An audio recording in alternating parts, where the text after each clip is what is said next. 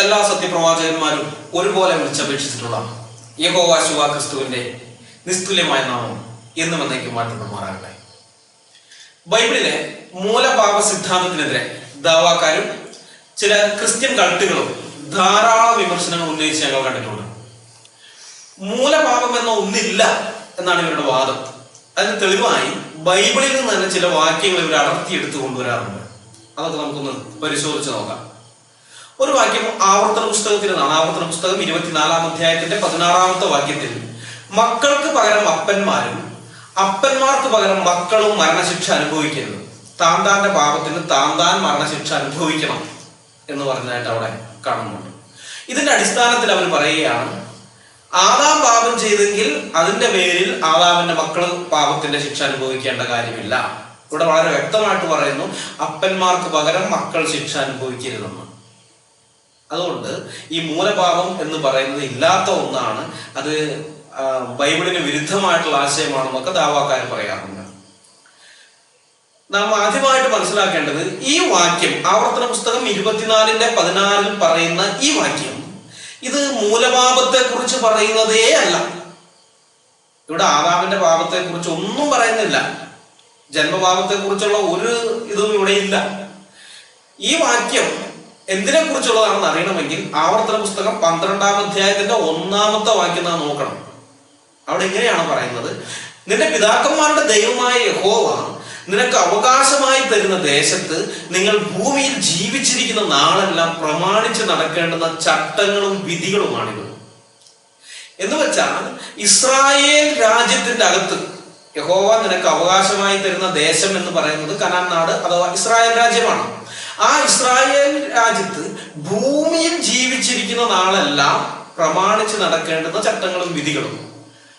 അപ്പോൾ അങ്ങനെയുള്ള ആ സമയത്ത് വാഗ്ദത്തദേശമായ ഇസ്രായേലിന്റെ അകത്ത് ഭൂമിയിൽ ജീവിച്ചിരിക്കുന്ന നാളെല്ലാം ഇസ്രായേൽ മക്കൾ അനുഷ്ഠിക്കേണ്ട ചട്ടങ്ങളും വിധികളുമാണ് ഇത് എന്ന് പറഞ്ഞതിന് ശേഷമാണ് പുറകോട്ട് വരുമ്പോൾ 24-ാമത്തെ അധ്യായത്തിൽ ഈ കാര്യം പറയുന്നത്. അതായത് മരണശേഷമുള്ള ന്യായവിധിയിൽ നടക്കാൻ പോകുന്ന കാര്യത്തെ കുറിച്ചല്ല, ഭൂമിയിൽ വെച്ചുള്ള കുറ്റത്തെയും അതിന്റെ ശിക്ഷയെ കുറിച്ചുമാണ് ഇവിടെ പറയുന്നത്. ആവർത്തനം 24-ന്റെ 16-ാമത്തെ വാക്യമാണ് നമ്മളിപ്പോ വായിച്ചത്. അതിന്റെ മുകളിലും താഴെയുമുള്ള വാക്യങ്ങൾ കൂടി വായിക്കുകയാണെങ്കിൽ നമുക്കത് വളരെ വ്യക്തമായിട്ട് മനസ്സിലാകും. നിങ്ങളൊന്ന് വായിച്ചു നോക്കണം. ഇസ്രായേൽ മക്കൾക്ക് ലഭിക്കാൻ പോകുന്ന ദേശത്ത് എത്തിയതിനു ശേഷം അനുവർത്തിക്കേണ്ട നിയമത്തെ കുറിച്ചാണ് ഇവിടെ പറയുന്നത്. അല്ലാതെ ആദമിലൂടെ പാപം മനുഷ്യരിലേക്ക് വന്ന കാര്യമല്ല എന്ന് പറയുന്നത് അവിടെ പറയുന്നുള്ള കാര്യം ഇത് വായിച്ചാൽ നിങ്ങൾക്ക് വളരെ വ്യക്തമായിട്ട് മനസ്സിലാവും. അപ്പൊ ഈ നിയമം ഇന്ന് ലോകത്തുള്ള എല്ലാ പരിഷ്കൃത രാജ്യങ്ങളിലും നിലനിൽക്കുന്ന ഒരു നിയമമാണ്. അപ്പൻ കൊലപാതകം നടത്തിയതിന് മകനെ പിടിച്ച് തൂക്കിലിടുന്ന പരിപാടി ലോകത്ത് ഒരു ജനാധിപത്യ രാജ്യത്ത് അല്ലെങ്കിൽ പരിഷ്കൃത രാജ്യത്ത് നടക്കുകയില്ല. അല്ലെങ്കിൽ അപ്പൻ മോഷണം നടത്തി അതിന്റെ പേരിൽ മോനെ പിടിച്ച് തടവിലിടുന്ന പരിപാടിയില്ല. അപ്പൻ ട്രാഫിക് നിയമം ലംഘിച്ചതിന്റെ പേരിൽ മോനെ പിടിച്ച് പെറ്റടിപ്പിക്കുന്ന പരിപാടിയൊന്നും അത് ചെയ്യില്ല, ആരും ചെയ്യുകയില്ല. അപ്പൊ ഇങ്ങനെയുള്ള ഈ ഭൂമിയിൽ ജീവിച്ചിരിക്കുന്ന സമയത്ത് ചെയ്യുന്നതോട് ബന്ധപ്പെട്ടിട്ടുള്ള കാര്യത്തെ കുറിച്ചാണ്, അങ്ങനെയുള്ള ഇത് കാര്യമാണ് പറയുന്നത്. അത് ഇസ്രായേലിന്റെ അകത്ത് അങ്ങനെയുള്ള നീതി നിഷേധം ഉണ്ടാകാൻ പാടില്ല എന്നാണ് അവിടെ പറയുന്നത്, അല്ലാതെ ആദാമിന്റെ പാപത്തെ കുറിച്ചേ അല്ല. ഇസ്രായേല് ഈ വാക്യത്തിൽ ഇത് എങ്ങനെയാണ് മനസ്സിലാക്കിയതെന്ന് അറിയാൻ വേണ്ടി നമുക്ക് ബൈബിളിൽ തന്നെ ഒരു സന്ദർഭം വളരെ വ്യക്തമായിട്ട് തന്നെ രേഖപ്പെടുത്തിയതായിട്ട് നമുക്ക് കാണാനായിട്ട് പറ്റും. യഹൂദിയയില് യോവാശ് എന്ന് പറയുന്ന ഒരു രാജാവ് ഉണ്ടായിരുന്നു. ഈ യോവാശിന്റെ ഭൃത്യന്മാര് യോവാശിനെതിരെ കൂട്ടുകെട്ടി ഉണ്ടാക്കിയിട്ട് അവനെ കൊന്നു കളഞ്ഞതായി ദിനവൃത്താന്തങ്ങളുടെ 2-ാം പുസ്തകം 24-ാം അധ്യായത്തിന്റെ 25-26 വാക്യങ്ങളിൽ പറയുന്നുണ്ട്. അവനെ കൊന്നു കളഞ്ഞതിന് ശേഷം ഈ യോവാശിന്റെ മകൻ അമസ്യാവ് എന്ന് പറയുന്ന ആള് രാജാവായി. ഈ അമസ്യാവ് ഭരണത്തിൽ അവൻ ഏറിക്കഴിഞ്ഞപ്പോൾ അവൻ ചെയ്തത് തന്റെ അപ്പനെ കൊന്നവർക്ക് അവൻ വധശിക്ഷ നടത്തുക എന്നുള്ളതായിരുന്നു. എന്നാൽ അവരുടെ മക്കളോട് അവൻ എന്താണ് ചെയ്തതെന്ന് അറിയാമോ? ആ കാര്യം ബൈബിളിൽ രേഖപ്പെടുത്തിയിരിക്കുന്നത് ഇങ്ങനെയാണ്. രാജത്വം അവന്, അതായത് അമസ്യാവിന് ഉറച്ച ശേഷം അവൻ തന്റെ അപ്പനായ രാജാവിനെ കൊന്ന തന്റെ ഭൃത്യന്മാർക്ക് മരണശിക്ഷ നടത്തി. എങ്കിലും അവരുടെ പുത്രന്മാരെ അവൻ കൊല്ലിച്ചില്ല. അപ്പന്മാർ പുത്രന്മാരുടെ നിമിത്തം മരിക്കരുത്, പുത്രന്മാർ അപ്പന്മാരുടെ നിമിത്തവും മരിക്കരുത്. ഓരോരുത്തൻ താന്റെ സ്വന്തം പാപം നിമിത്തമേ മരിക്കാവൂ എന്ന് യഹോവ കൽപ്പിച്ചിരിക്കുന്നതായി മോശയുടെ പുസ്തകത്തിലെ ന്യായപ്രമാണത്തിൽ എഴുതിയിരിക്കുന്നത് പോലെ തന്നെ അവൻ അവരുടെ മക്കളെ ഒന്നും കൊന്നില്ല എന്നാണ് പറയുന്നത്. ദിനവൃത്താന്തങ്ങളുടെ 2-ാം പുസ്തകം 25-ാം അധ്യായത്തിന്റെ 3-4 വാക്യങ്ങളാണ് ഞാൻ ഉദ്ധരിച്ചത്. അപ്പോൾ ആവർത്തന പുസ്തകം 24-16 ഇസ്രായേൽ മക്കൾ മനസ്സിലാക്കിയിരുന്നത് എങ്ങനെയാണെന്ന് ഈ വേദഭാഗത്ത് നിന്ന് വളരെ വ്യക്തമായിട്ട് നമുക്ക് മനസ്സിലാകുന്നുണ്ട്. ഒരിക്കലും ഇത് ആദാമിന്റെ പാപത്തോട് ബന്ധപ്പെടുത്തി എല്ലാവരും മനസ്സിലാക്കിയത്, മറിച്ച് മനുഷ്യൻ ഭൂമിയിൽ ചെയ്യുന്ന കുറ്റകൃത്യത്തോട് ബന്ധപ്പെട്ടിട്ടാണ്. ഇസ്രായേലിന്റെ അകത്ത് ജീവിച്ചിരുന്ന മനുഷ്യർ അവർ ചെയ്യുന്ന കുറ്റകൃത്യത്തോട് ബന്ധപ്പെട്ടിട്ടാണ്. ഏതൊരു വ്യക്തിയാണോ കുറ്റം ചെയ്തിട്ടുള്ളത് അവനെ ശിക്ഷിക്കുക, അവന്റെ മക്കളെ ശിക്ഷിക്കേണ്ട കാര്യമില്ല എന്നുള്ളതാണ് അവർ അതിൽ നിന്ന് മനസ്സിലാക്കിയത്. ഇത് തന്നെയാണ് ക്രിസ്ത്യാനികളായ ഞങ്ങളും അതിൽ നിന്ന് മനസ്സിലാക്കുന്നത്. സുബോധത്തോടുകൂടെ ബൈബിൾ വായിക്കുന്ന ഏതൊരാൾക്കും ഇത് മാത്രമേ അത് മനസ്സിലാക്കാനായിട്ട് പറ്റുകയുള്ളൂ. എന്നാൽ ക്രിസ്ത്യാനികളിൽ ആശയക്കുഴപ്പം ഉണ്ടാക്കി തങ്ങളുടെ മതത്തിലേക്ക് ആളെ ചേർക്കാൻ നടക്കുന്ന ദാവാക്കാരും അതുപോലെ ദൈവമക്കളെ വഴിതെറ്റിക്കാൻ വേണ്ടി നടക്കുന്ന കുറെ ക്രിസ്ത്യൻ കൾട്ടുകളും ഈ വാക്യത്തിനെ സന്ദർഭത്തിൽ നടത്തി മാറ്റി ആദാമിന്റെ പാപത്തോട് ബന്ധപ്പെടുത്തിയാണ് അവരിതിനെ അവതരിപ്പിക്കുന്നത്. ഇനി ദാവാക്കാർ കൊണ്ടുവരുന്ന അടുത്ത വാക്യം നമുക്ക് നോക്കാം. അപ്പന്മാർ പച്ചമുന്തിരിങ്ങ തിന്ന് മക്കളുടെ പല്ല് പൊളിച്ച് എന്ന് അവർ അന്നാളിൽ ഇനി പറയുകയില്ല. ഓരോരുത്തൻ താൻ താന്റെ അകൃത്യം നിമിത്തമത്രേ മരിക്കുന്നത്. പച്ചമുന്തിരിങ്ങ തിന്നവന്റെ പല്ലേ പൊളിക്കുകയുള്ളൂ. യിരെമ്യാ പ്രവാചകന്റെ പുസ്തകം 31-ാം അധ്യായം 29-30 വാക്യങ്ങളാണിത്. അപ്പൊ ഈ ദാവാക്കാർ വാദിക്കുന്നത് ഇവിടെ പറയുന്ന അന്നാളിൽ എന്ന് വെച്ചാൽ അപ്പന്മാർ പച്ചമുന്തിരിങ്ങ തിന്ന് മക്കളുടെ പല്ല് പൊളിച്ചു എന്ന് അവർ അന്നാളിൽ ഇനി പറയുകയില്ല എന്ന് പറഞ്ഞിട്ടുണ്ടല്ലോ. ഈ അന്നാളിൽ എന്ന് പറയുന്നത് പരലോകത്ത് ശിക്ഷ വിധിക്കുന്ന നാളിലാണെന്നാണ് ദാവാക്കാരുടെ വ്യാഖ്യാനം.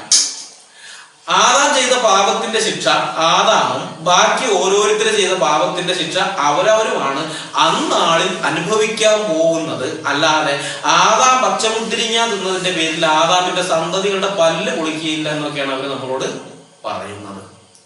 വാസ്തവത്തിലൂടെ അന്നാളിൽ എന്ന് പറഞ്ഞിരിക്കുന്നത് ഏത് നാളിനെ കുറിച്ചാണ് അതറിയണമെങ്കിൽ അതേ വാക്യത്തിന്റെ ആ പറഞ്ഞിരിക്കുന്ന വാക്യത്തിന്റെ മുകളിൽ നിന്ന് അല്പം ഒന്ന് വായിച്ചാൽ മതി. അപ്പൊ നമുക്കത് മനസ്സിലാക്കാനായിട്ട് പറ്റും. അങ്ങനെ രത്നച്ചുരുക്കം എന്ന് പറയുന്നത് ഇങ്ങനെയാണ്, അല്ലെങ്കിൽ ഞാൻ ആ വാക്യം ഞാനത് ഉദ്ധരിക്കാം. ഇസ്രായേലിന്റെ ദൈവമായ സൈന്യങ്ങളുടെ യഹോവ ഇപ്രകാരം അരുളി ചെയ്യുന്നു, ഞാൻ അവരുടെ പ്രവാസികളെ മടക്കി വരുത്തുമ്പോൾ അവർ ഇനിയും യഹൂദ ദേശത്തും അതിലെ പട്ടണങ്ങളിലും നീതി നിവാസമേ, വിശുദ്ധ പർവ്വതമേ, യഹോവ നിന്നെ അനുഗ്രഹിക്കുമാറാകട്ടെ എന്നീ വാക്ക് പറയും. അതിൽ യഹൂദയും അതിന്റെ സകല നഗരവാസികളും കൃഷിക്കാരും ആട്ടിൻകൂട്ടങ്ങളോടുകൂടെ സഞ്ചരിക്കുന്നവരും ഒരുപോലെ പാർക്കും. ദാഹിച്ചിരിക്കുന്നവനെ ഞാൻ തണുപ്പിക്കും, വിശന്ന് ക്ഷീണിച്ചിരിക്കുന്ന ഏവനെ ഞാൻ തൃപ്തി വരുത്തും. ഇതിങ്കൽ ഞാൻ ഉണർന്ന് എന്റെ നിദ്ര എനിക്ക് സുഖകരമായിരുന്നു എന്ന് കണ്ടു. ഞാൻ ഇസ്രായേൽ ഗൃഹത്തിലും യഹൂദ ഗൃഹത്തിലും മനുഷ്യരുടെയും മൃഗങ്ങളുടെയും വിത്ത് വിതയ്ക്കുന്ന കാലം വരും എന്ന് യഹോവയുടെ അരുളപ്പാട്. അന്ന് ഞാൻ പറിപ്പാനും പൊളിപ്പാനും ഇടിപ്പാനും നശിപ്പിപ്പാനും കഷ്ടപ്പെടുത്താനും അവരുടെ മേൽ ജാഗരിച്ചിരുന്നത് പോലെ പണിവാനും നടുവാനും അവരുടെ മേൽ ജാഗരിച്ചിരിക്കും എന്ന് യഹോവയുടെ അരുളപ്പാട്. അപ്പന്മാർ പച്ചമുന്തിരിങ്ങ തിന്ന് മക്കളുടെ പല്ല് പൊളിച്ചു എന്ന് അവർ അന്നാളിൽ ഇനി പറയുകയില്ല. ഓരോരുത്തൻ താൻ താന്റെ അകൃത്യം നിമിത്തം അത്രയും മരിക്കുന്നത്. പച്ചമുന്തിരിങ്ങ തിന്നവന്റെ പല്ലേ പൊളിക്കുകയുള്ളൂ. യിരെമ്യാവ് 31-ാം അധ്യായത്തിന്റെ 23 മുതൽ 30 വരെയുള്ള വാക്യങ്ങളാണ്. ഈ പ്രവചനം നടക്കുന്ന സമയത്ത് യഹൂദന്മാർ ബാബേലിൽ പ്രവാസ ജീവിതം അനുഷ്ഠിക്കുകയാണെന്നുള്ള കാര്യം നാം ഓർക്കണം. അവരെ ആ പ്രവാസത്തിൽ നിന്ന് യഹോവ മടക്കിക്കൊണ്ടുവരികയും യഹൂദാദേശത്ത് അവരെ വീണ്ടും പാർപ്പിക്കുകയും ചെയ്യുന്ന ആ കാലത്തെ കുറിച്ചാണ് ഇവിടെ അന്നാളിൽ എന്നതുകൊണ്ട് ഉദ്ദേശിച്ചിരിക്കുന്നതെന്ന് വളരെ വ്യക്തമായിട്ട് തന്നെ നിഷ്പക്ഷ മനസ്സോടുകൂടെ ബൈബിൾ വായിക്കുന്ന ഏതൊരാൾക്കും കൃത്യമായിട്ട് മനസ്സിലാകും. പരലോകത്തിൽ ന്യായവിധി നടത്തുന്ന നാളിനെ കുറിച്ചോ ആദാമിനെ കുറിച്ചോ ഒന്നും ഇവിടെ പറഞ്ഞിട്ടില്ല. അങ്ങനെ വ്യാഖ്യാനിക്കാനുള്ള ഒരു പഴുത് പോലും, അങ്ങനെയുള്ള ഒരു വ്യാഖ്യാനത്തിൽ കാൽ കുത്താനുള്ള ഇടം പോലും അവിടെ ഇല്ല. അപ്പന്മാർ പച്ചമുന്തിരിങ്ങ നിന്ന് മക്കളുടെ പല്ല് പൊളിച്ചു എന്നുള്ള ഒരു പഴഞ്ചൊല്ലായിരുന്നു യെഹെസ്കേൽ 18-ന്റെ 2-3 വാക്യങ്ങൾ നമുക്ക് കാണാനായിട്ട് പറ്റുന്നുണ്ട്. അപ്പന്മാർ പച്ചമുന്തിരിങ്ങ നിന്ന് മക്കളുടെ പല്ല് പൊളിച്ചു എന്ന് നിങ്ങൾ ഇസ്രായേൽ ദേശത്ത് ഒരു പഴഞ്ചൊല്ല് പറയുന്നത് എന്ത് എന്നാണ്? നിങ്ങൾ ഇനി ഇസ്രായേലിന് പഴഞ്ചൊല്ല് പറയുവാൻ ഇടവരികയില്ലെന്ന് യഹോവയായ കർത്താവിന്റെ അരുളപ്പാട് നാം അവിടെ വായിക്കുന്നു.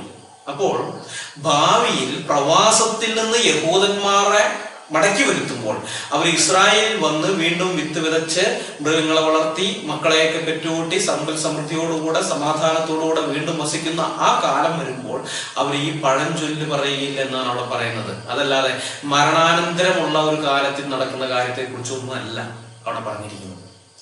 ഇതൊക്കെ ദാവാക്കാരുടെ ദുർവ്യാഖ്യാനമാണ്, ക്രിസ്ത്യൻ കൾട്ടുകളുടെ ദുർവ്യാഖ്യാനമാണ്. അതിൽ കൂടുതലൊന്നുമില്ല. ആദാമിന്റെ പാപത്തിലൂടെ മനുഷ്യൻ പാപപ്രകൃതിയുള്ളവരായി മാറി. പാപപ്രകൃതിയിൽ ജനിക്കുന്നതുകൊണ്ട് മനുഷ്യൻ പാപം ചെയ്യുകയും ചെയ്യുന്നു. ഇത് നമുക്ക് ലോകത്തിലേക്ക് നോക്കിയാൽ തന്നെ അറിയാവുന്ന കാര്യമാണ്. ഇതിനെ നിഷേധിക്കുന്ന ആളുകൾ, അത് ദാവാക്കാരാകട്ടെ കൾട്ട് ക്രിസ്ത്യാനികളാകട്ടെ, ചില ചോദ്യങ്ങൾക്ക് മറുപടി പറയേണ്ടി വരും. പാപത്തിന്റെ അനന്തരഫലമായിട്ടാണ് മരണം ഭൂമിയിലേക്ക് വന്നതെന്ന് ബൈബിൾ വളരെ വ്യക്തമായി തന്നെ പഠിപ്പിക്കുന്നുണ്ട്. പരിപൂർണനായ ദൈവത്തിന്റെ സൃഷ്ടിയിൽ അപൂർണത കടന്നു വന്നത് പാപത്തിന്റെ ഫലമായിട്ടാണ്. ജനിക്കുന്ന കുഞ്ഞിന് പാപപ്രകൃതിയില്ല, പരിപൂർണതയിലാണ്. പാപമില്ലാതെയാണ് ഓരോ കുഞ്ഞും ജനിക്കുന്നതെന്ന് വാദിക്കുന്നവർ സൃഷ്ടിയിൽ ഇന്ന് കാണുന്ന അപൂർണതയ്ക്ക് മറുപടി പറയേണ്ടി വരും. എന്തുകൊണ്ടാണ് ചില കുഞ്ഞുങ്ങൾ വികലാംഗരായി ജനിക്കുന്നത്? എന്തുകൊണ്ടാണ് ചില കുഞ്ഞുങ്ങൾ ഗർഭപാത്രത്തിൽ വെച്ച് തന്നെ മരിച്ചു പോകുന്നത്? പാപം ചെയ്യുന്ന ദേഹിയെ മരിക്കുകയുള്ളൂ. പാപത്തിന്റെ ഫലമാണ് മരണമെന്ന് ബൈബിൾ പറഞ്ഞിരിക്കെ പാപം ഒന്നും ചെയ്യാത്തത് നിങ്ങൾ പറയുന്ന ഈ കുഞ്ഞുങ്ങൾ മരിച്ചു പോകുന്നത് എന്തുകൊണ്ടാണ്? അത് നിങ്ങൾ വിശദീകരിക്കണം. ഈ കൾട്ടുകള് അതുപോലെ തന്നെ ദാവാക്കാരെ നിങ്ങളിത് വിശദീകരിച്ചേ മതിയാവുകയുള്ളൂ. ആദാമിൽ നിന്ന് ലഭിച്ച പാപപ്രകൃതി പരമ്പരയായി തലമുറയായി കൈമാറ്റം ചെയ്യപ്പെട്ടു പോരുന്നു എന്നുള്ളതിന് നല്ല ഒന്നാന്തരം തെളിവാണ് ജനിക്കുന്ന കുഞ്ഞുങ്ങളിൽ ഉണ്ടാകുന്ന ന്യൂനതകൾ. അതുപോലെ ജനിക്കുന്ന കുഞ്ഞുങ്ങൾ ചാപ്പിള്ളകളായി മരിച്ചുകൊണ്ട് ജനിക്കുന്നതൊക്കെ അത് പാപം ഈ ഭൂമുഖത്തുണ്ട് എന്നുള്ളതിന്, പാപം മനുഷ്യനിലൂടെ തലമുറയായി കൈമാറ്റം ചെയ്യപ്പെട്ടു വരുന്നു എന്നുള്ളതിന് നല്ല തെളിവാണ്. ഇതിനെ നിഷേധിക്കുന്നവർ ഇതിനൊക്കെ മറുപടി പറയേണ്ടി വരും. അപ്പൊ ഇങ്ങനെ വരുമ്പോൾ അടുത്തൊരു ചോദ്യം വരും, മനുഷ്യൻ പാപിയായി തീർന്നതിന് ദൈവം ഉത്തരവാദിയല്ലേ എന്ന്. അതിനുള്ള മറുപടി നമുക്ക് ബൈബിളിന്റെ അടിസ്ഥാനത്തിൽ ഒന്ന് പരിശോധിച്ച് നോക്കാം. ദൈവം മനുഷ്യനെ സൃഷ്ടിച്ചത് സ്വതന്ത്ര ഇച്ഛയോടുകൂടിയാണ്. ഇച്ഛയോ വികാരങ്ങളോ ഇല്ലാത്ത റോബോട്ടിനെ പോലെയല്ല. ഭൂമിയിൽ തനിക്ക് കുറെ അടിമകൾ ഉണ്ടാകണമെന്ന് കരുതിയല്ല ദൈവം മനുഷ്യ സൃഷ്ടി നടത്തിയത്. മനുഷ്യൻ ദൈവത്തെ അനുസരിക്കണമെന്ന് ദൈവം ആഗ്രഹിക്കുന്നു. എന്നാൽ ആ അനുസരണം യാന്ത്രികമായൊരു തലത്തിൽ നിന്നുള്ളതാകരുത്. അങ്ങനെയുള്ളൊരു ആഗ്രഹമേ ദൈവത്തിനില്ല. ദൈവം മനുഷ്യനെ സ്നേഹിക്കുകയും തിരിച്ച് മനുഷ്യനിൽ നിന്ന് സ്നേഹം ആഗ്രഹിക്കുകയും ചെയ്യുന്ന ഒരു ദൈവമാണ്. ബൈബിൾ പറയുന്ന ദൈവം അങ്ങനെയാണ്.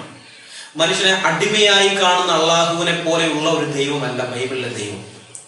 വേണമെങ്കിൽ ദൈവത്തിന് മനുഷ്യനെ ഒരു യന്ത്രമനുഷ്യനെ പോലെ സൃഷ്ടിക്കാമായിരുന്നു. അങ്ങനെയാണെങ്കിൽ മനുഷ്യൻ ഒരിക്കലും പാപം ചെയ്യുകയില്ല. ദൈവം എന്തിച്ചിരിക്കുന്നുവോ അങ്ങനെ തന്നെ അവൻ ജീവിക്കുകയുള്ളൂ. പാപമൊന്നും ചെയ്യാതെ ജീവിച്ചാനെ. പക്ഷേ അതിനൊരു പ്രശ്നം എന്താണെന്ന് വെച്ചാൽ, ഇപ്പോൾ ഒരു യന്ത്രമനുഷ്യൻ അതിന്റെ നിർമ്മാതാവിന്റെ ഇഷ്ടത്തിനെതിരായിട്ട് യാതൊന്നും പ്രവർത്തിക്കുകയില്ല. നിർമ്മാതാവിന്റെ ആജ്ഞകൾ എന്തൊക്കെയുണ്ടോ അതൊക്കെ അനുസരിക്കുകയും ചെയ്യും. ഒരു റോബോട്ട് ഒരിക്കലും അതിന്റെ നിർമ്മാതാവിനോട് അനുസരണക്കേട് കാണിക്കുകയില്ല. പക്ഷെ ഈ നിർമ്മാതാവ് റോബോട്ടിനോട് പറയുകയാണ്, നീ എന്നെ സ്നേഹിക്കണം. അങ്ങനെ പറഞ്ഞെന്ന് വെച്ചോ. അങ്ങനെ പറഞ്ഞാൽ ഈ റോബോട്ടിന് അതിന്റെ നിർമ്മാതാവിനെ സ്നേഹിക്കാൻ കഴിയുമോ? എന്താണ് സ്നേഹമെന്ന് ചോദിച്ചാൽ ഒരുപക്ഷെ സ്നേഹത്തിന്റെ നിർവചനങ്ങൾ നൽകാൻ അതിന് കഴിഞ്ഞെന്ന് വരാം. ഇപ്പൊ അങ്ങനെയുള്ള സോഫ്റ്റ്വെയർ ഒക്കെ ആ റോബോട്ടിനുള്ളിൽ ഇൻസ്റ്റാൾ ചെയ്തിട്ടുണ്ടെങ്കിൽ എന്താണ് സ്നേഹം എന്നുള്ള കാര്യമൊക്കെ അത് വളരെ വ്യക്തമായിട്ട് നിർവഹിച്ചെന്ന് വരും. പക്ഷെ ഒരിക്കലും സ്നേഹിക്കാൻ ഈ റോബോട്ടിന് കഴിയുകയില്ല. സ്നേഹം എന്ന വികാരത്തിന് അന്യമാണ്. അത് ചിന്താശേഷിയുള്ള മനുഷ്യന്, വിവേചന ബുദ്ധിയുള്ള മനുഷ്യന്, ഇച്ഛാശക്തിയിലുള്ള മനുഷ്യന് അവന് മാത്രം വരുന്നതാണ്. അപ്പൊ മനുഷ്യൻ ദൈവത്തെ അനുസരിക്കേണ്ടത് ദൈവത്തോടുള്ള സ്നേഹത്തിന്റെ അനന്തരഫലമായിട്ട് അവന്റെ ഉള്ളിൽ നിന്ന് വരുന്നതായിരിക്കണമെന്ന് ദൈവം ആഗ്രഹിക്കുന്നു. ആവർത്തന പുസ്തകം 6-ാം അധ്യായം 4-ാം വാക്യത്തിൽ ഇസ്രായേലെ കേൾക്ക, യഹോവ നമ്മുടെ ദൈവമാകുന്നു എന്ന് പറഞ്ഞിട്ട് പിന്നെ തൊട്ട് താഴെ പറയുന്നത്, നിന്റെ ദൈവമായ യഹോവയെ പൂർണ്ണ ഹൃദയത്തോടും പൂർണ്ണ മനസ്സോടും പൂർണ്ണ ഹൃദയത്തോടും പൂർണ്ണ ശക്തിയോടും പൂർണ്ണ ആത്മാവോടും കൂടെ അനുസരിക്കണമെന്നാണ്, സ്നേഹിക്കണമെന്നാണ്. അനുസരിക്കണമെന്നല്ല, പൂർണ്ണ ഹൃദയത്തോടും പൂർണ്ണ മനസ്സോടും പൂർണ്ണ ശക്തിയോടും കൂടെ നീ അവനെ സ്നേഹിക്കണം. പുതിയ നിയമത്തിൽ കർത്താവായ യേശു ക്രിസ്തു അത് ഇപ്രകാരമാണ് വെളിപ്പെടുത്തിയത്. യോഹന്നാന്റെ സുവിശേഷം 14-ാം അധ്യായം 15-ാമത്തെ വാക്യത്തിൽ, നിങ്ങൾ എന്നെ സ്നേഹിക്കുന്നുവെങ്കിൽ എന്റെ കൽപ്പനകളെ കാത്തുകൊള്ളുമെന്ന് പറഞ്ഞു. സ്നേഹിക്കുന്നുവെങ്കിൽ മാത്രമേ ദൈവത്തെ പൂർണ്ണ ഹൃദയത്തിലൂടെ അനുസരിക്കാനായിട്ട് കഴിയൂ. അതുകൊണ്ടാണ് പറഞ്ഞത്, നിങ്ങൾ എന്നെ സ്നേഹിക്കുന്നുവെങ്കിൽ എന്റെ കൽപ്പനകളെ നിങ്ങൾ കാത്തുകൊള്ളുമെന്ന്. വീണ്ടും ബൈബിൾ ഇങ്ങനെയാണ് പറയുന്നത്, നാം ദൈവത്തെ സ്നേഹിച്ച് അവന്റെ കൽപ്പനകളെ അനുസരിച്ച് നടക്കുമ്പോൾ ദൈവമക്കളെ സ്നേഹിക്കുന്നു എന്ന് അതിനാൽ അറിയാം. അവന്റെ കൽപ്പനകളെ പ്രമാണിക്കുന്നതല്ലോ ദൈവത്തോടുള്ള സ്നേഹം. അവന്റെ കൽപ്പനകൾ ഭാരമുള്ളവയല്ല. യോഹന്നാൻ എഴുതിയ 1-ാം ലേഖനം 5-ാം അധ്യായത്തിന്റെ 2-3 വാക്യങ്ങളാണ്. അതുപോലെ 2 യോഹന്നാൻ 1:6 നാം വായിക്കുന്നുണ്ട്, നാം അവന്റെ കൽപ്പനകളെ അനുസരിച്ച് നടക്കുന്നത് തന്നെ സ്നേഹമാകുന്നു. നിങ്ങൾ ആദ്യം മുതൽ കേട്ടതുപോലെ അനുസരിച്ച് നടക്കാനുള്ള കൽപ്പന ഇതത്ര. അപ്പൊ ഇവിടെയൊക്കെ ഊന്നി പറയുന്ന ഒരു കാര്യം സ്നേഹം, ദൈവത്തെ സ്നേഹിക്കുക. ദൈവത്തെ സ്നേഹിക്കുന്നതിലൂടെയാണ് ദൈവത്തെ അനുസരിക്കേണ്ടത്. അല്ലാണ്ട് നിർബന്ധത്തിന്റെ പുറത്ത് മനസ്സില്ലാ മനസ്സോടെ ദൈവത്തെ അനുസരിക്കണമെന്നും ദൈവം ഒരാളോടും പറയുന്നില്ല. അങ്ങനെയുള്ള അനുസരണം ഞങ്ങളുടെ ദൈവത്തിന് ആവശ്യമില്ല. ഞങ്ങളുടെ ദൈവം വളരെ വ്യക്തമായിട്ട് പറയുന്നുണ്ട്, സ്നേഹത്തിൽ നിന്നുളവാകുന്ന അനുസരണമാണ് തനിക്ക് ആവശ്യമെന്ന്. അപ്പൊ ഇതുകൊണ്ടാണ് ദൈവം മനുഷ്യരെ സ്വതന്ത്ര ഇച്ഛയോടുകൂടെ സൃഷ്ടിച്ചത്. ഈ സ്വതന്ത്ര ഇച്ഛ തിരഞ്ഞെടുപ്പിനുള്ള സ്വാതന്ത്ര്യമാണ് മനുഷ്യന് നൽകിയിരിക്കുന്നത്. ദൈവത്തെ സ്നേഹിക്കാനും സ്നേഹിക്കാതിരിക്കാനും, ദൈവത്തെ സ്വീകരിക്കാനും സ്വീകരിക്കാതെ തള്ളിക്കളയാനും, നിഷേധിക്കാനും അംഗീകരിക്കാനും നിഷേധിക്കാനും ഒക്കെയുള്ള സ്വാതന്ത്ര്യം ഇതിനകത്ത് അടങ്ങിയിട്ടുണ്ട്. തോട്ടത്തിലെ സകല വൃക്ഷങ്ങളുടെയും ഫലം നിനക്ക് ഇഷ്ടം പോലെ തിന്നാം, എന്നാൽ നന്മ തിന്മകളെ കുറിച്ചുള്ള അറിവിന്റെ വൃക്ഷത്തിന്റെ ഫലം തിന്നരുത്, തിന്നുനാളിൽ നീ മരിക്കുമെന്ന് ദൈവം ആദാമിനോട് കൽപ്പിച്ചപ്പോൾ ആ കൽപ്പന അനുസരിക്കാനും അനുസരിക്കാതിരിക്കാനുമുള്ള സ്വാതന്ത്ര്യം ആദാമിന് ഉണ്ടായിരുന്നു. ദൈവം ആഗ്രഹിച്ചത് തന്നോടുള്ള സ്നേഹത്തിന്റെ പുറത്ത് മനുഷ്യൻ തന്റെ ഈ കൽപ്പന അനുസരിക്കണമെന്നായിരുന്നു. തനിക്ക് ലഭിച്ച സ്വാതന്ത്ര്യം ആദാം നിർഭാഗ്യവശാൽ തെറ്റായ വിധത്തിൽ ഉപയോഗിച്ചു. അവന്റെ തിരഞ്ഞെടുപ്പ് തെറ്റിപ്പോയി. അവന്റെ ദൈവിക പ്രകൃതി അതുപോലെ നഷ്ടപ്പെടുകയും പാപപ്രകൃതിയിലേക്ക് അവൻ മാറ്റപ്പെടുകയും ചെയ്തു. വാട്ടമോ കോട്ടമോ രോഗമോ മാലിന്യമോ ക്ലേശമോ നാശമോ ജീർണതയോ ഏശാത്ത, മരണം ഭവിക്കാത്ത വിധത്തിൽ ദൈവിക പ്രകൃതിയോടുകൂടെ ഉണ്ടായിരുന്ന ശരീരം അവന് നഷ്ടപ്പെട്ടു പോയി.